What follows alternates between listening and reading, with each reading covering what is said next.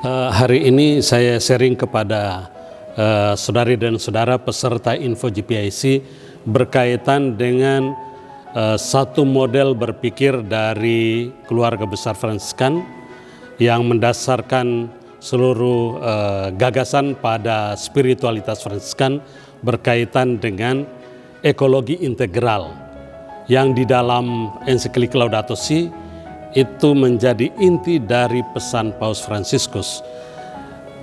Ekologi integral itu mau menegaskan bahwa ketika kita membangun keberpihakan pada lingkungan hidup yang sedang mengalami kehancuran yang disebut seperti seorang saudari yang sedang menjerit kesakitan, juga kita mesti merangkul kemanusiaan yang sedang menderita.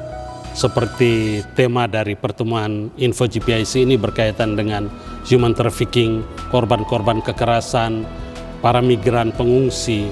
Nah, kita bicara tentang ekologi integral, bicara tentang dua unsur yang sangat kuat ini.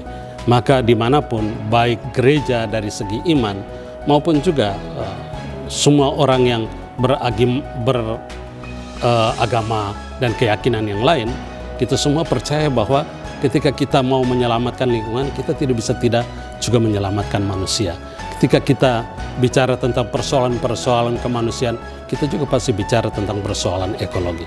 Itu inti yang saya mau sampaikan kepada peserta untuk melihat bahwa seluruh gerakan GPIC mesti berfokus pada dua unsur penting yang diangkat oleh Paus Fransiskus dalam ensiklik Laudato Si, dan kemudian diikuti dengan ensiklik Fratelli Tutti yang menegaskan bahwa di antara kita sebagai manusia dan segenap ciptaan, kita ini adalah saudara dan saudari yang perlu dihargai martabat ciptaan kita. Gerakan Fransiskan berkaitan dengan GPIC ini ya. Pertama tentu dasarnya pada karisma Santo Fransiskus Assisi yang sudah diperlihatkan di dalam seluruh perjalanan hidupnya, yang memberikan titik tekan pada kesetaraan semua ciptaan. Karena itu dia selalu menyebut dengan saudara dan saudari untuk semua ciptaan, bukan hanya manusia tapi juga alam. Nah, ini yang menjadi kekasan dari warisan Bapak Serafik Santo Fransiskus Assisi. Sementara tentu saja gerakan-gerakan dan spiritualitas dari kongregasi lain itu sesuai dengan warisan pendiri yang menitik beratkan juga pada aspek lain yang mungkin juga kuat menyumbang pada kemajuan peradaban dan kehidupan bersama. Tapi khusus untuk Fransiskan, warisan dari Santo Fransiskus itu berkaitan dengan dua gerakan yang sangat kuat ini. Gerakan untuk ekologi dan gerakan kemanusiaan. Dan justru di dalam dua poin ini kita bingkai dengan apa yang menjadi titik tekan juga dari spiritualitas Fransiskan adalah spirit keadilan dan perdamaian.